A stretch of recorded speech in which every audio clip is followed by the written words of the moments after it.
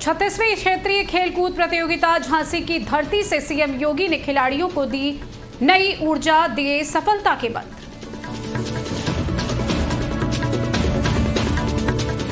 मायावती के आरोपों पर अखिलेश यादव का जवाब, कहा बीजेपी और बीएसपी में है गठजोड़।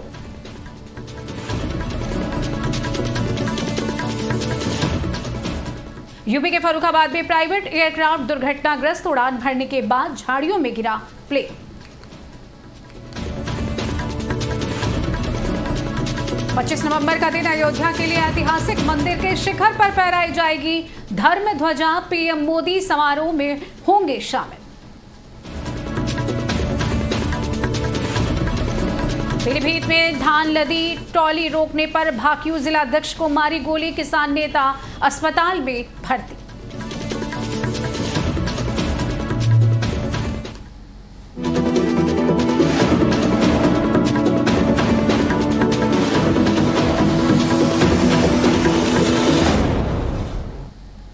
नमस्कार, मैं ऋचा सिंह और स्वागत है आपका आज की खबर में। बिहार चुनाव से ठीक पहले यूपी की सियासत गर्माती नजर आ रही है। अखिलेश यादव के चुनावी हुंकार भरने के बाद अब बसपा ने महारैली करके ये साफ कर दिया है कि यूपी में अभी भी बसपा का बोलबाला है और चुनावी बिगुल बजाने के लिए मायावती पूरी तरीके से तैयार हो चुकी हैं। ऐसे में आपको बता दें कि मायावती ने अपने बयानबाजियों से जहां एक तरफ अखिलेश यादव को घेरा तो दूसरी तरफ यूपी में एक नए गठबंधन की कयास बाजियों को भी तेज कर दिया गया है। तो कैसे यूपी में बसपा प्रमुख ने सियासी सरगर्मियां तेज कर दी हैं, देखिए इस रिपोर्ट में।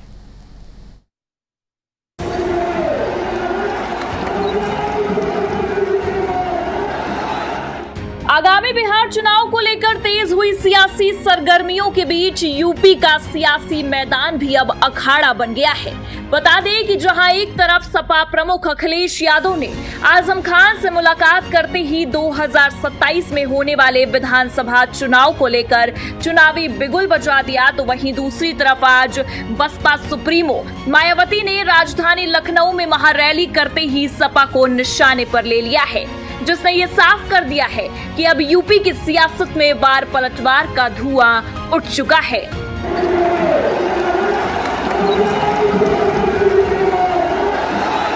दरअसल आपको बता दें कि आज बहुजन समाज पार्टी यानी कि बसपा की मुखिया और उत्तर प्रदेश की 4 बार की मुख्यमंत्री मायावती ने लखनऊ में बसपा संस्थापक कांशीराम के परिनिर्वाण दिवस पर आयोजित विशाल रैली को संबोधित किया, जिस दौरान उनके अनेकों समर्थकों की भीड़ भी देखी गई। लेकिन इस रैली में जिस खास तरीके से मायावती ने 2027 विधानसभा चुनाव को लेकर बिगुल फूका, उसने सबको चौंका कर रख दिया। बता दें कि रैली के दौरान मायावती समाजवादी पार्टी को निशाने पर लेती नजर आई हैं। इतना ही नहीं, हैरानी की बात तो ये भी रही कि जिस सरकार के खिलाफ अक्सर मायावती को देखा गया, आज वो उसके तारीफों के पुल बांधते दिखी है। आपको बता दें कि इस दौरान उन्होंने योगी आदित्यनाथ सरकार की सराहना कर डाली, जिसने यूपी में एक नए गठबंधन के तैयार होने की कयासबाजियों को तेज कर दिया है। दरअसल मायावती ने अपने संबोधन में कहा, वर्तमान सरकार ने स्मारक स्थलों के रखरखाव के लिए टिकट से मिली राशि का सही उपयोग किया और इतना ही नहीं बल्कि योगी सरकार की तारीफ में बसपा सुप्रीमो ने आज कसीदे तक पढ़े हैं। उनका ये साफ कहना रहा कि जब उत्तर प्रदेश में हमारी सरकार थी और कांशीराम के आदर सम्मान में ये स्मारक स्थल बनवाया गया था, तो उसी समय हमारी सरकार ने ये व्यवस्था की थी कि हम लोग यहाँ आने वाले से टिकट लेंगे, जिसका पैसा लखनऊ में बनाए गए स्मारक और पार्कों के रखरखाव में इस्तेमाल किया जाएगा।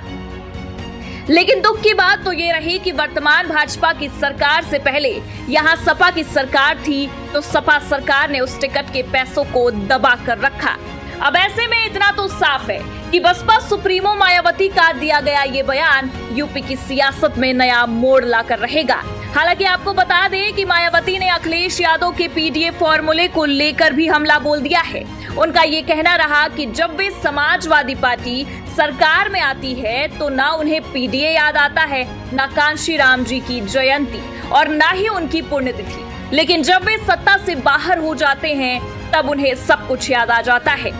अब आज संबोधन के दौरान जिस तरीके से मायावती ने सपा को घेरा और योगी आदित्यनाथ सरकार की तारीफों के पुल बांधे हैं, ऐसे में आपको बता दें कि यूपी की सियासत में एक नए गठबंधन को लेकर भी कयास तेज नजर आ रहे हैं। राजनीतिक विश्लेषकों का भी ये मानना है कि मायावती का इस तरीके से भाजपा सरकार की तारीफ करना कोई मामूली बात तो नहीं होगी। उनके बीजेपी में शामिल होने की संभावनाओं पर भी अब जोर दिया जा रहा है। हालांकि इन संभावनाओं के बीच अखिलेश यादव के एक ट्वीट ने भी सियासी महकमे में भूचाल लाकर रख दिया।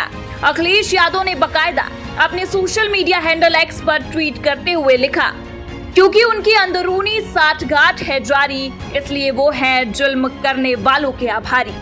अब अखिलेश यादव के इस ट्वीट के बाद से भी सियासी महकमे में बयानबाजियों का दौर शुरू होने की संभावनाएं जताई जा रही हैं। इन बयानबाजियों के बीच में आपको बता दें कि यूपी की सियासत एक नए मोड़ पर जाती नजर आ रही है और इतना तो साफ हो चला है कि लंबे समय से विराम करने के बाद अब बसपा एक बार फिर सियासी मैदान में जागती दिखाई दे रही है, क्योंकि 2027 के चुनाव से ठीक पहले ही देखा जा सकता है कि बसपा सुप्रीमो ने चुनावी हुंकार भर दी है। ऐसे में बीजेपी की तारीफ और सपा पर निशाना बसपा की अगली रणनीति को दर्शाता नजर आ रहा है। देखना यह होगा कि बसपा यूपी चुनाव को लेकर अपनी अगली रणनीति पर क्या काम करती है। डेस्क रिपोर्ट, आज की खबर। रुक करेंगे अगली खबर की ओर। उत्तर प्रदेश के मुख्यमंत्री योगी आदित्यनाथ गुरुवार को झांसी पहुंचे, जहां उन्होंने 36वें क्षेत्रीय खेलकूद महोत्सव 2025 में हिस्सा लिया, जहां सीएम योगी ने विद्या भारती पूर्वी उत्तर प्रदेश द्वारा आयोजित खेलकूद समारोह में विजेता टीमों और खिलाड़ियों को सम्मानित किया और समारोह को संबोधित करते हुए कहा कि विद्या भारती इस देश के अंदर भारत की परंपरा और संस्कृति के प्रति मौलिकता और आदर्श की भावना पैदा करने का काम कर रही है। योगी आदित्यनाथ ने यह भी कहा कि राज्य सरकार खेलों के प्रोत्साहन और खिलाड़ियों को बेहतर सुविधाएं देने के लिए निरंतर प्रयासरत है।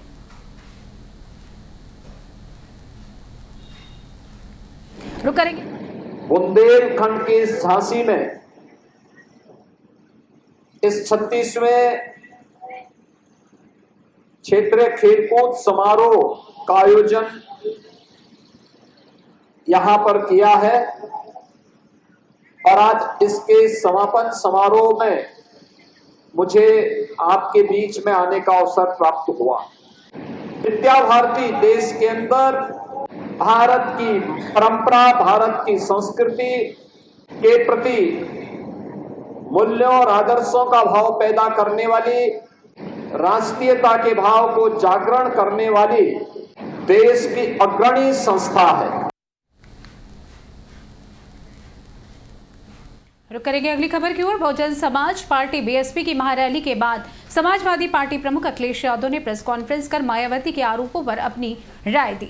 मायावती ने काशीराम स्मारक स्थल की देखरेख और रखरखाव को लेकर तत्कालीन सपा सरकार पर निशाना साधा, तो अखिलेश यादव ने कहा कि अब आप समझ लीजिए कि साठगांठ किससे है। उन्होंने कहा कि हमारी सरकार में काशीराम स्मारक स्थल पर कई तरीके के पेड़ लगाए गए, हमने एलडीए को बाकायदा उसके रखरखाव के आदेश दिए, लेकिन आज स्मारक के पत्थर काले पड़ गए हैं। यही नहीं, अखिलेश यादव ने यह भी कहा कि हमारे मोहनलालगंज के सांसद आर.के. चौधरी ने बताया कि कैसे काशीराम को नेताजी यानी मुलायम सिंह यादव और हम लोगों ने मिलकर उन्हें सांसद बनाया था। समाजवादी पार्टी नेताजी डॉक्टर राम मनोहर और बहुत सारे यहाँ साथी होंगे, वो जानते होंगे कि समाजवादी पार्टी और नेताजी का संघर्ष हमेशा रहा है कि दबे कुचले, गरीब, पिछड़े, दलित, आदिवासी, वंचित, शोषित लोगों को कैसे सम्मान और उनको सम्मान के साथ साथ राजनीतिक हैसियत कैसे बढ़ाई जाए, उस पर लगातार काम करते थे। समाजवादी पार्टी। वक्त हो गया अगली खबर की ओर बढ़ने का। उत्तर प्रदेश के फर्रुखाबाद में अन्नीसाई स्थित हवाई पट्टी पर एक निजी छोटा विमान दुर्घटनाग्रस्त हो गया। टेक ऑफ करते समय असंतुलित होकर विमान हवाई पट्टी से बाहर आ गया और मिट्टी में धंस गया। राहत की बात तो ये रही कि विमान में सवार किसी भी व्यक्ति को फिलहाल चोट नहीं आई। जेट सर्विस एविएशन कंपनी का निजी विमान आज दिन में फर्रुखाबाद की निसाई हवाई पट्टी से टेक ऑफ कर रहा था। ये विमान वुड वाइन बेयर फैक्ट्री के आला अधिकारियों को लेकर भोपाल वापस जा रहा था। ये दुर्घटना निसाई निसाई स्थित हवाई पट्टी पर हुई गनीमत रही कि हादसे में विमान सवार कोई भी व्यक्ति घायल नहीं हुआ। विमान में सवार कंपनी के अधिकारी बियर फैक्ट्री के निर्माण कार्य की प्रगति का जायजा लेने के लिए बीते दिन यहां पहुंचे हुए थे। दुर्घटना के बाद मौके पर हड़कंप मच गया, लेकिन कोई जनहानि न होने से बड़ा हादसा टल गया। सही बात है। एक प्राइवेट जेट 6 सीटर तल यहाँ सामने आया था। आपको पता है, अब विकसित भारत के संदर्भ में इन्वेस्टमेंट को बढ़ावा देते हुए यहाँ 570 करोड़ रुपए का एक इन्वेस्टर आए हुए हैं। वो अपने काम वगैरह उनके चल रहे हैं, उसको फंक्शन कराने के लिए उसी में आए हुए थे लोग। आज टेकअप करते समय थोड़ी सी दिक्कत हुई पायलट की के कारण। वो अपने जो स्ट्रिप है, स्ट्रिप से फिसल गया, लेकिन ईश्वर की कृपा है कि जेट भी हल्का सा माइनर डैमेज हुआ, कोई हताहत होने से। अगली खबर रामनगरी से है, जहां एक बार फिर इतिहास के स्वर्णिम पन्नों में अपना नाम दर्ज कराने जा रही है अयोध्या। रामनगरी 25 नवंबर का दिन अयोध्या ही नहीं पूरे देश के लिए ऐतिहासिक होगा। इस दिन प्रधानमंत्री नरेंद्र मोदी श्री राम जन्मभूमि पहुंचकर भव्य राम मंदिर के शिखर पर 21 फीट की धर्म ध्वजा फहराएंगे। राम मंदिर निर्माण समिति के अध्यक्ष नृपेंद्र मिश्र ने क्या कुछ कहा, इसे लेकर सुनिए। जी 25 नवंबर को आदरणीय प्रधानमंत्री जी को आमंत्रित किया गया है। यद्यपि उनकी विदेश की यात्रा है, लेकिन उन्होंने यह संकेत दिया था कि वह पूरी तरीके से और लगभग निश्चित मानकर हम लोग चलें कि आदरणीय प्रधानमंत्री जी 25 नवंबर को आएंगे। वह एक प्रकार से मंदिर की पूर्णता की घोषणा भी मानी जाएगी। रुक करते हैं अगली खबर की ओर। पीलीभीत जिले के सेहरा मऊ उत्तरी थाना क्षेत्र में बुधवार देर रात किसानों पर उस वक्त हमला हो गया जब वे बाहरी जिलों से लाए जा रहे थे धान की आवक रोकने पहुंचे हुए थे। किसान गढ़वा पुलिस चौकी के पास हुई इस घटना में भारतीय किसान यूनियन के जिला अध्यक्ष रणजीत सिंह को गोली लग गई। गोली उनके हाथ में लगी है और उनकी हालत गंभीर बताई जा रही है।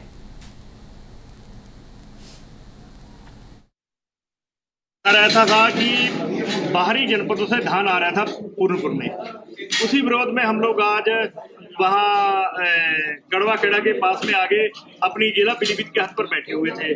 उसके बाद दिन भर हमारे जिला उप जिलाधिकारी पूरनपुर और मंडी सचिव बैठे हुए थे।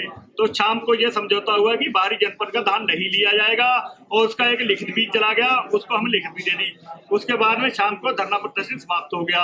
अच्छा, कुछ किसानों की जो है कि सदस्य कमेटी बनाएगी, रात को आप लोग निगरानी करेंगे, आप लोग उन किसानों को चिन्हित करेंगे जो बाहरी जनपद से धान लेके आ रहे हैं। आप पेट्रोलिंग करेंगे, हम कार्रवाई करेंगे।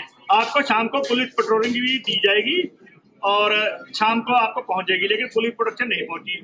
फिर 2-3 ट्राले सजान जिला लखीमपुर की साइड से पहुंचते हैं, तो उनको जब रोका गया तो उन्होंने बोले कि हम तो जाएंगे। तो हमारे जब किसान भाई है, इन्होंने भी रोका, तो उस बंदे ने ट्राली जो है ऊपर चढ़ाने की कोशिश करी। उसके बाद में एक ड्राइवर बैठ गया, दूसरा उसका नाम था कुलदीप सिंह पन्नू, बोला मैं तो किसानों को कुचल के जाऊंगा। हमने कहा भी आप कैसे कुचल के जाएगा? बोला हमारा सौदा हो चुका है 1600 रुपए के साथ अमरजीत सिंह की मिल के साथ और अजमेर सिंह के साथ, जो गुरु नानक मिले, हम उसके तहत जाएंगे। अगर ज्यादा नौटंकी करोगे तो एक आध किसान मार देंगे। उसके बाद हम लोग उसको जब घेरने के लिए आगे पहुंचे थोड़ी दूर, तो जब उसकी ट्राली घेरी गई, हमारे भाई साहब भी साथ में थे और भी हमारे किसान संगठन के साथ, उन्होंने ट्राली खोल के और सीधी फायरिंग चालू कर दी। फायरिंग करने से पहले हमारे एक जगरूप सिंह के ऊपर फायरिंग करी। उसके बाद हमारे बीएम सिंह के किसान जो हैं गोपी गुरदासपुरिया बालपुर के, उसके ऊपर फायरिंग करी। जब तक इनको बचाने के लिए मैं आगे बढ़ा तो उन्होंने सीधी फायरिंग की। मेरा हाथ ऐसे उठ रहा था, सीधा जो है मुझे नहीं पता रिवाल्वर है क्या है, जब फायरिंग मेरी सीधी इस हाथ पे हुई तो मैं अपनी जान बचाने के लिए उन्हीं की तरफ साइड से बाजा। वो 4-5 लोग थे तो जहां से जद्दोजहद करते हुए मैं ये लोग पीछे रह गए। मैं वहां से एक मैजिक लिया, वहां से मैं पूरनपुर के लिए पहुंचा, एक टुक टुक लिया, वहां से आके सीधा मैं कोतवाली पहुंचा। कोतवाली से इस वक्त मैं आपके सामने ही। बढ़ते हैं अगली खबर की ओर। बसपा संस्थापक काशीराम की पुण्यतिथि के अवसर पर पार्टी प्रमुख मायावती ने लखनऊ में बड़ी रैली की है। ये रैली लखनऊ के काशीराम स्मारक में हुई। रैली को संबोधित करते हुए मायावती ने बीजेपी, कांग्रेस और सपा पर जमकर निशाना साधा। क्या कुछ कहा, सुनिए। मेरा मायावती जी से विनम्र आग्रह है कि बजाय समाजवादी पार्टी के को कोसने के, आज जो समाज की चुनौतियां हैं, समाज के सामने सबसे बड़ी समस्या है, उनमें सांप्रदायिकता है, समाज का सामंती सोच और ये मनुवादी मनोवृत्ति ने नंगा नाच कर रहा है। उसके खिलाफ सतत संघर्ष करने की आवश्यकता है। समाजवादी पार्टी अपने धर्म को जानती है। उन्हें समाजवादी पार्टी को उनकी नसीहत की कोई आवश्यकता नहीं है। और जहां तक मायावती जी का उत्तर प्रदेश की सरकार को तारीफ करने का सवाल है, मुझे इसमें कोई आश्चर्य नहीं है। पूरे समाज में संदेश है कि बीएसपी भारतीय जनता पार्टी की बी टीम है। एनसीआरबी की रिपोर्ट है कि आज उत्तर प्रदेश में दलितों पर सबसे अधिक अत्याचार हो रहे हैं। उच्चतम न्यायालय की टिप्पणी है कि उत्तर प्रदेश की कानून व्यवस्था की स्थिति बेहद खराब है। बाबा साहब डॉक्टर अम्बेडकर की जगह जगह मूर्तियां तोड़ी जा रही हैं, भगवान गौतम बुद्ध की मूर्तियां तोड़ी जा रही हैं, दलितों की जगह जगह बारात रोकी जा रही है। इस पर एक शब्द मायावती जी का नहीं है। कुल मिलाकर के उनको बजाय निश्चित करने के लिए अपनी पार्टी पर ध्यान देना चाहिए। तो कई बार उत्तर प्रदेश की मुख्यमंत्री बनी, इसके पीछे काशीराम जी का सतत संघर्ष था, उनका विचार था, उनकी मेहनत थी। मेरी उनसे प्रार्थना है कि अगर अपने दल को ठीक चलाना चाहती है तो सुविधाभागी राजनीति को छोड़ करके जहां जहां दलितों पर अत्याचार हो रहे हैं, संघर्ष का रास्ता अपनाएं। भविष्य में उन्हें जो कुछ हासिल होगा, संघर्ष के जरिए हासिल होगा। ये निरर्थक बात करना बंद कर दे तो ज्यादा अच्छा है। बढ़ते हैं अगली खबर की ओर। भले ही नवंबर में विधानसभा चुनाव बिहार में हैं, लेकिन उसकी चर्चाएं इस वक्त पूरे देश में हो रही हैं। देश के तमाम सियासतदान बिहार चुनाव को लेकर बयानबाजियां कर रहे हैं। इसी कड़ी में उत्तर प्रदेश सरकार में वित्त मंत्री सुरेश खन्ना का भी बयान सामने आया है। उन्होंने क्या कुछ कहा है, सुनिए। पिछले काफी दिनों से बिहार के चुनाव में लोग सर्वे करने वाले डटे और तमाम पॉलिटिकल पार्टीज डटी, लेकिन जो मोदी जी की लोकप्रियता है और जो वहाँ पर भारतीय जनता पार्टी और नीतीश कुमार का गठबंधन है, वो बहुत आगे है। और आप ये समझ लें कि पूरा देश ये चाहता है कि बिहार में एनडीए की सरकार बने। आज भी मोदी जी की लोकप्रियता के मुकाबले में और नीतीश कुमार की लोकप्रियता के मुकाबले में वहाँ पर कोई नहीं है। एनडीए की सरकार वहाँ पर बनेगी। और मैं तो एक शायर ने कहा था कि मुद्दई हरगिज न कर पाएगा बांका बाल तक, कि मुद्दई हरगिज न कर पाएगा बांका बाल तक, और मोदी योगी गूंजेगा भारत में 100 साल तक। रुक करेंगे अगली खबर की ओर। बसपा सुप्रीमो मायावती ने लखनऊ में काशीराम की पुण्यतिथि पर एक बड़ी रैली का आयोजन किया है। इस रैली का उद्देश्य पार्टी की राजनीतिक ताकत का प्रदर्शन कर 2027 यूपी विधानसभा चुनाव के लिए खुद को एक मजबूत विकल्प के रूप में प्रस्तुत करना रहा। महारैली में हजारों बसपा कार्यकर्ताओं की भीड़ मायावती को सुनने आई। बसपा सुप्रीमो मायावती की महारैली पर उत्तर प्रदेश के कैबिनेट मंत्री ओम प्रकाश राजभर ने क्या कुछ कहा, सुनिए। प्रदेश में उनसे बड़ा जनाधार वाला कोई नेता नहीं है। पहली बात, 403 विधानसभा सीटें हैं उत्तर प्रदेश में। कोई ऐसी विधानसभा सीट नहीं है कि जहां 50,000 से कम वोट हो। 1-1 लाख 90,000, 80,000, 70,000 तक एक विधानसभा में आज भी मायावती जी के पास वोट है। तो जो भीड़ है, तो भीड़ तो उनके पास आई है। जो भीड़ आई है वो तो एक झांकी है। जिस दिन मायावती जी ललकार दें तो लखनऊ में जगह नहीं मिलेगी। ये स्थिति है उनके पास।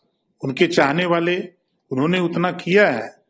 माननीय कांशीराम जी के चाहने वाले लोग आज भारतीय जनता पार्टी हो, चाहे समाजवादी पार्टी हो, चाहे कोई दल हो, हर दल में राजनीति करने वाले जो लोग हैं या वर्तमान में एमएलए हों, मंत्री हों, बसपा से पैदा हुए लोग हैं, कांशीराम जी के चेला लोग हैं, हम भी उसी में से हैं। अगली बड़ी खबर उन्नाव से सामने आई, जहां वाहन चेकिंग के दौरान बदमाश से मुठभेड़ हो गई। बदमाश के पैर में लगी पुलिस की गोली। आपको बता दें कि घायल बदमाश को पुलिस ने किया अरेस्ट। 3 तमंचे, कारतूस, बाइक, नकदी बरामद की गई है। आसीवन थाना क्षेत्र के सिंधौरा मोड़ के पास ये मुठभेड़ बताई जा रही है।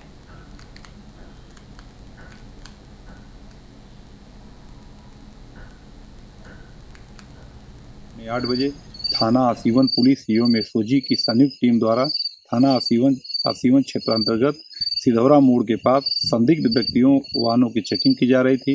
तभी 2 मोटरसाइकिल पर सवार 4 व्यक्तियों को रोकने हेतु पुलिस टीम द्वारा इशारा किया गया तो बाइक सवारों द्वारा पुलिस टीम पर फायर कर भागने की कोशिश की गई। आत्मरक्षार्थ पुलिस टीम द्वारा जवाबी कार्रवाई में एक बदमाश के दाहिने पैर में गोली लगी, जिससे वह घायल होकर गिर गया। इसी दौरान 3 अन्य अज्ञात बदमाश मौके से भाग निकले। पुलिस द्वारा घायल बदमाश को मौके पर हिरासत में लिया गया। पूछताछ में अभियुक्त ने अपना नाम भंवर सिंह पुत्र रजपाल निवासी नेकपुर थाना फतेहगढ़ जनपद फर्रुखाबाद बताया। अभियुक्त के कब्जे से 1 अदद अवैध तमंचा 315 बोर, 1 अदद खोखा, 2 जिंदा कारतूस, 1 बिना नंबर अपाचे बाइक तथा चोरी के 8,000 रुपये बरामद हुए हैं, जो कि अभियुक्त द्वारा आज थाना आसीवन क्षेत्रांतर्गत चोरी किए गए थे, जिसके संदर्भ में थाना आसीवन पर मुकदमा पंजीकृत है। अभियुक्त के विरुद्ध जनपद उन्नाव, फर्रुखाबाद एवं बदायूं में 4 अभियुक्त पंजीकृत हैं। घायल अभियुक्त को पुलिस टीम द्वारा अस्पताल ले जाया गया है। अन्य तीनों अभियुक्तों की गिरफ्तारी के प्रयास सहित आवश्यक विधिक कार्रवाई की जा रही है। अगली खबर कानपुर से, जहां बीते दिन जोरदार विस्फोट से हड़कंप मच गया। जहां सड़क किनारे खड़ी 2 स्कूटी में अचानक भयानक धमाका हुआ, जिससे कई लोग झुलस गए। घटना पर अब पुलिस कमिश्नर का बयान सामने आया है। उन्होंने मामले में आतंकी हमले के एंगल को नकार दिया। उन्होंने बताया कि पटाखों के गैरकानूनी भंडारण का मामला सामने आया है।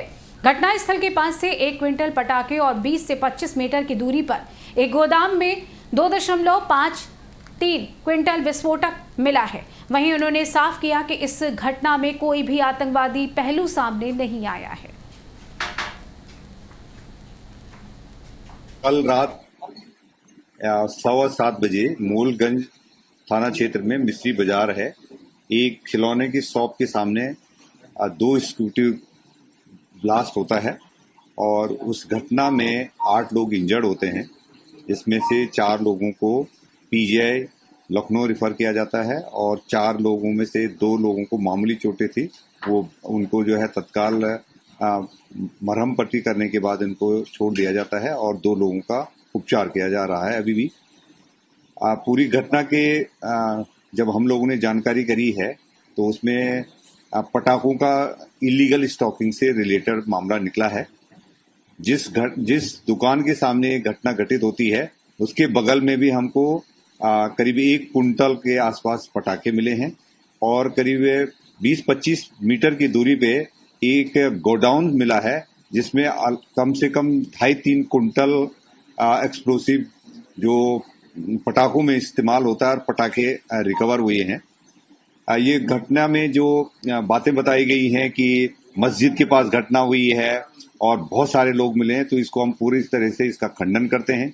इसमें किसी खालिस्तान जिंदाबाद फोर्स द्वारा जो क्लेम किया जा रहा है वो पूरी तरह से झूठा है। ये लोकल घटना है, इलीगल पटाखों को रखने का स्टोर करने की घटना है। इस संबंध में क्योंकि इसका लाइसेंस नहीं था, इनके खिलाफ कार्रवाई की जा रही है, एक्सप्लोसिव एक्ट के तहत कार्रवाई की जा रही है। अब तक इस घटना में 12 लोगों को हम लोगों ने डिटेन कर दिया है। जिसका शॉप है, गोडाउन है, उनको डिटेन कर दिया गया है। ये तारीख नाम के व्यक्ति का और नाम आ रहा है, वो उसके लिए हम लोग टीम तलाश कर रही है। जो 2 स्कूटी मिली थी, एक स्कूटी वाले जो अश्विनी हैं खुद ही उसमें इंजर्ड हैं, तो उनको लखनऊ रिफर किया गया है। दूसरी स्कूटी है ये चोरी की है और इसमें कोई सैबोटाज की या आतंकवादी घटना का बिल्कुल पूरी तरह से हम खंडन करते हैं।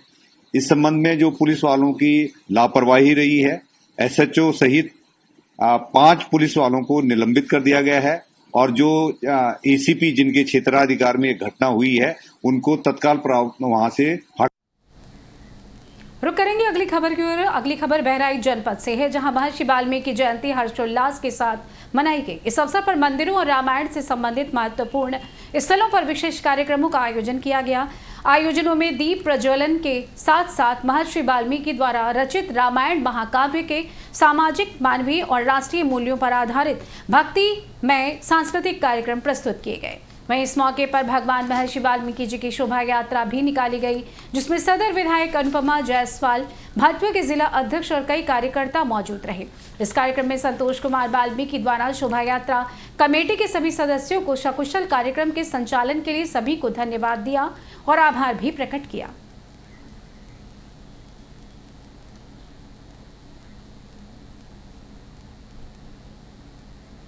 फिलहाल के लिए इस खास बुलेटिन में बस इतना ही। देखते रहें आज की खबर।